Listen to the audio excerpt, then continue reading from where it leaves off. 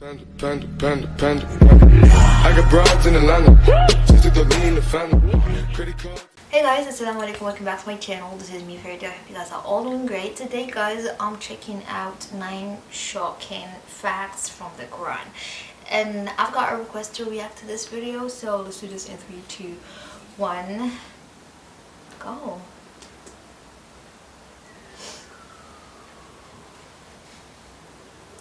Of course, the Quran is full of miracles, facts, and everything.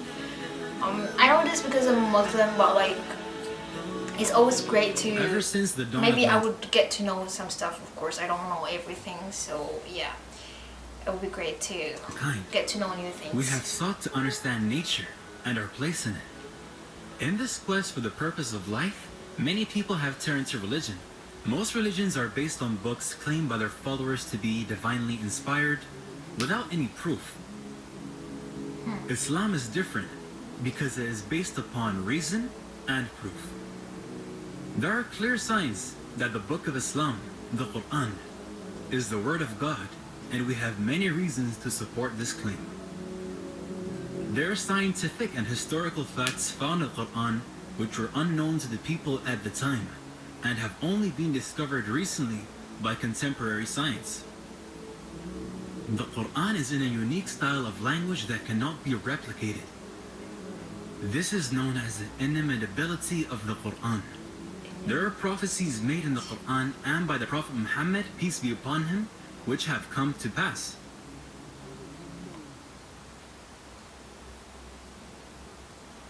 The following are some facts found in the Quran. Number 1. Origin of life. Water. Water is essential for all living things. We all know that water is vital to life, but the Quran makes a very unusual claim. We made every living thing from water. Will they not believe? In this verse, water is pointed out as the origin of all life. All living things are made of cells.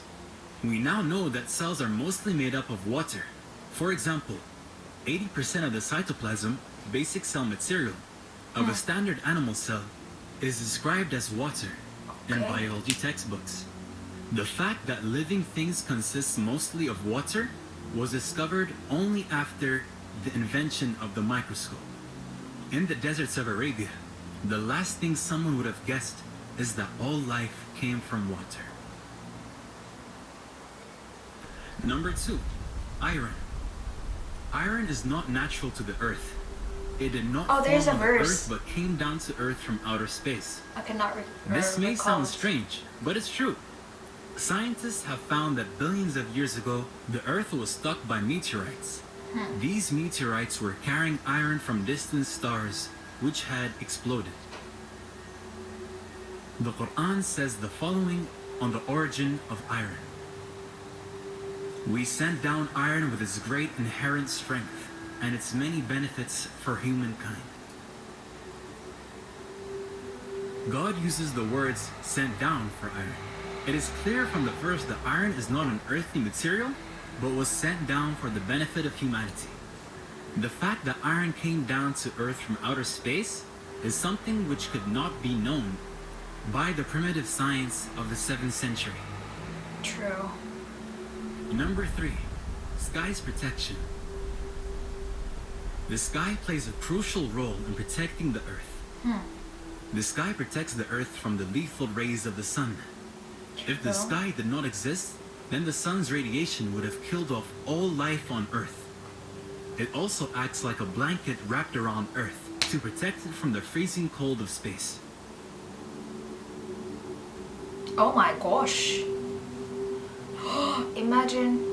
If this temperature was to reach Earth, then the planet would freeze over instantly.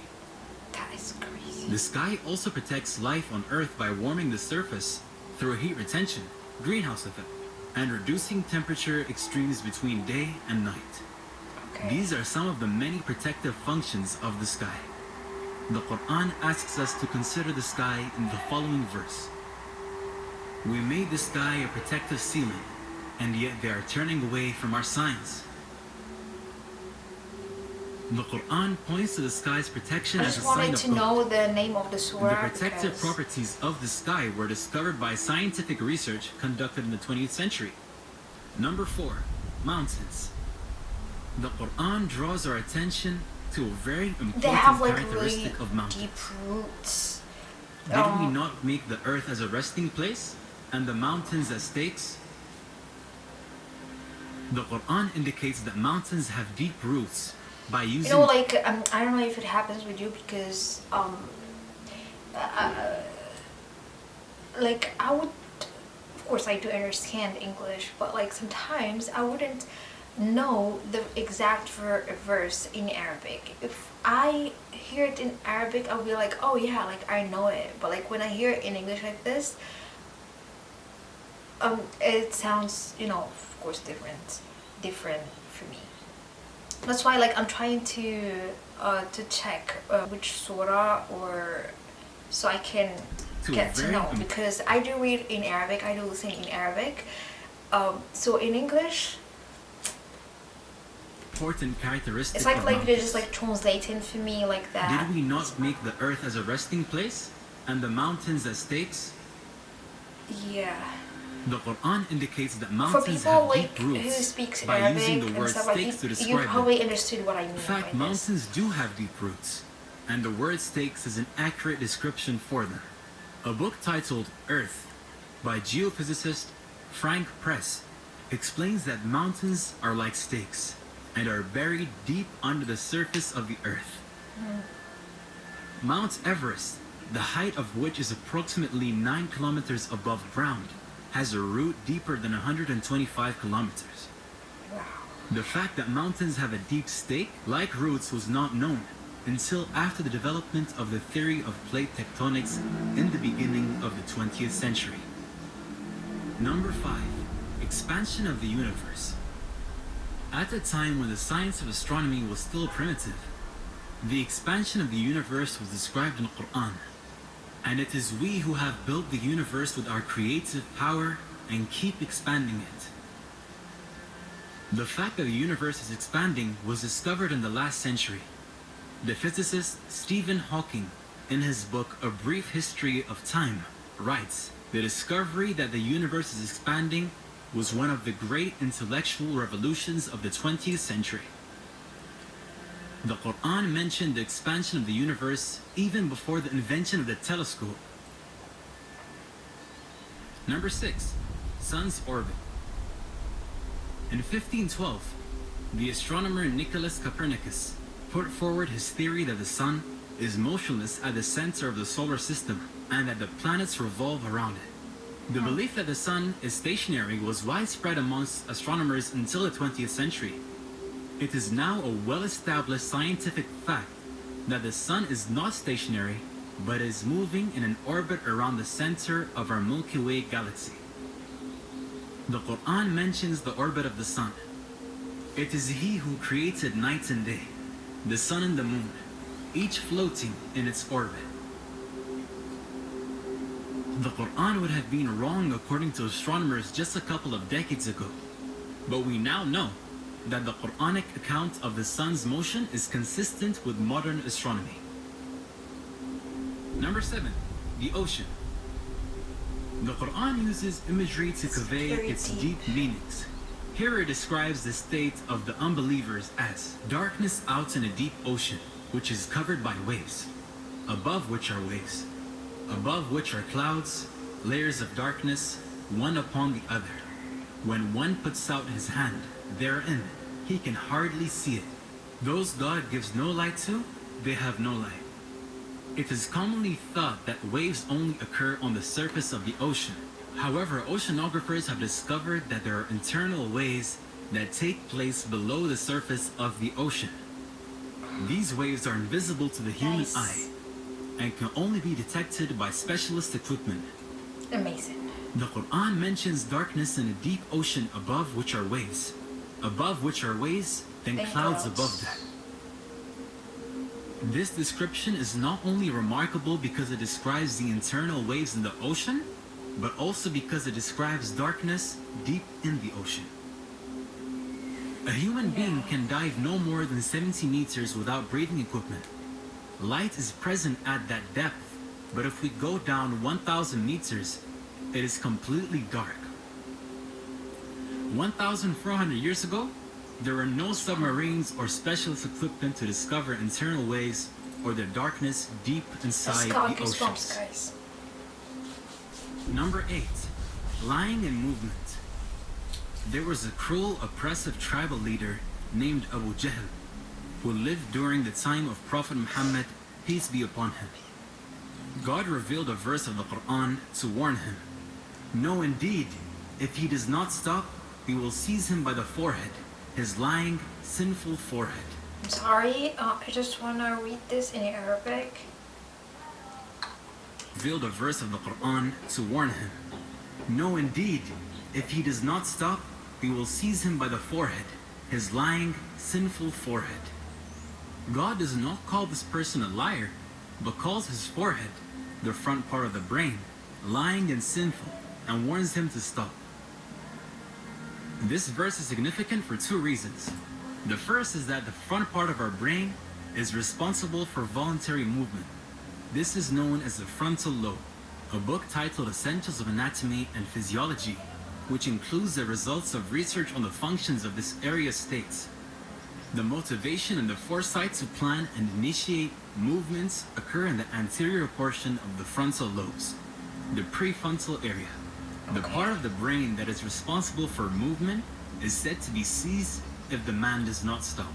Secondly, numerous studies have shown that this same region, frontal lobe, is responsible for the lying function of the brain.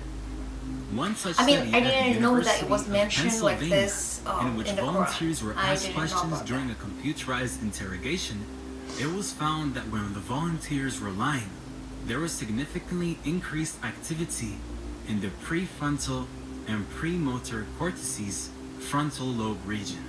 The front part of the brain is responsible for movement and lying. The Quran links movement and lying to this area. These functions of the frontal lobe were discovered with medical imaging equipment, which was developed in the 20th century. That's crazy. Number 9. Pain receptors. For a long time, it was thought that the sense of feeling and pain was dependent on the brain. However, it has been discovered that there are pain receptors present in the skin. Without these pain receptors, a person would not be able to feel pain. Consider the following verse on pain. We shall send those who reject our revelations to the hellfire. When their skins have been burned away, we shall replace them with new ones so that they may continue to feel the pain. I know God this is almighty, verse, all-wise. but God tells the people who reject didn't his message know that when they are in what, hell and their skins that's are related burnt to off, something like this. so they like can't pain feel any pain, receptors or- he will give them new skins so that they continue to feel the pain. The Quran makes it clear that pain is dependent upon the skin. The discovery of pain receptors in the skin is a fairly recent discovery for biology. These are just some of the many facts found in the Quran. It is important to know that the Quran is not a book of science, but that it is consistent with science. To claim that scientific facts in the Quran are due to coincidence would be irrational. The best explanation is that God revealed this knowledge to the Prophet Muhammad. Just like the Quran contains knowledge about the natural world, it also contains information about the inner dimensions of our souls. It relates to our feelings, wants, and needs. The Quran informs us that we have a purpose in life, and that following God's guidance will lead us to inner peace in this life and paradise in the hereafter, and that rejection of His message will lead to depression in this life and hellfire after death. God forbid. We shall show them our signs in the universe and within themselves, until it becomes clear to them that this is the truth. Is it not enough that your Lord is the witness of all things? I know all this things? verse.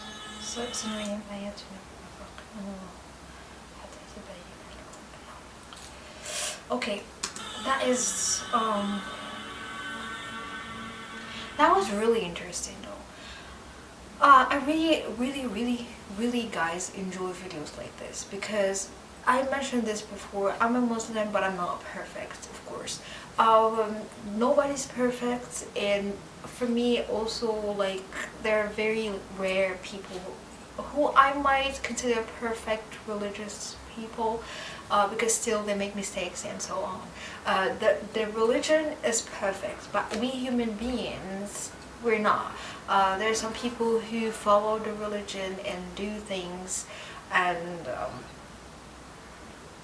there are some other people, they are like considered like Muslims, but they don't really follow everything, or they don't really do everything they're supposed to do in religion, like me. I'm not gonna lie, like, because I'm learning and I'm trying to be a better Muslim. As I said, like, I used to pray and stop, and I started again. Like, I really hope, like, I don't really stop this time. Like, the problem with me and like these kind of things, for example, like, we tend to read the Quran in our prayers. We tend to read or listen to the Quran. I don't know if it's not every day for people.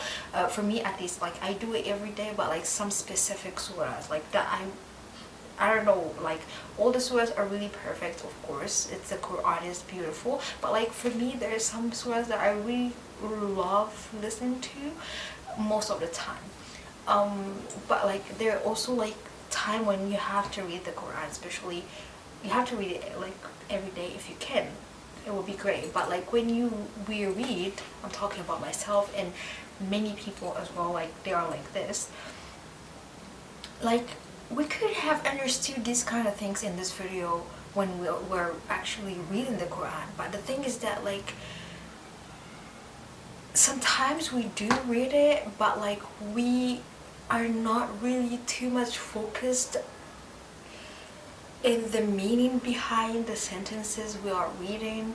We're just reading for the sake of reading. It happens sometimes. So not everyone who's reading the Quran is like very attentive, like, I forgot the word, and very focusing on what he's reading and understanding it as he's reading a novel or, you know, a scientific book, like he's trying to understand. So sometimes it, or not sometimes, I'm saying, like, it kind of became kind of like something very normal that we are just reading it, but we're not really focusing on what we're reading to understand it exactly. So this happens with me, and it could happen with you, I'm not really sure, but like, it needs a lot of focus. And even if you focus, you wouldn't be really understanding exactly what the sentences or the verses mean, because we have to go to explanation and so on. It could be easy, like some parts are easy to understand, some parts are not easy to understand. So that's why probably most of us, when we read, we tend to read it just because it's our Quran and we have to read it. But like, not every one of us like understand everything he's reading. I don't even know if you guys understand what I'm trying to say and to convey with this, because here in some verses like this they mentioned in this video, of course we read them in the Quran, but we've never like stopped and were like, oh wait, like, and we connected things with scientific stuff and, you know, like they're doing here, which is really amazing. That's why, like, I really love watching videos like this, because sometimes like we get to know things and understand them much better than we just like know. Anyway, that was really amazing. I've really enjoyed this video and I hope you guys enjoyed my reaction. If you want me to react to any other video like this, let me know in the comments down below. So I'll see you guys in the next one. Bye. Stay blessed, guys.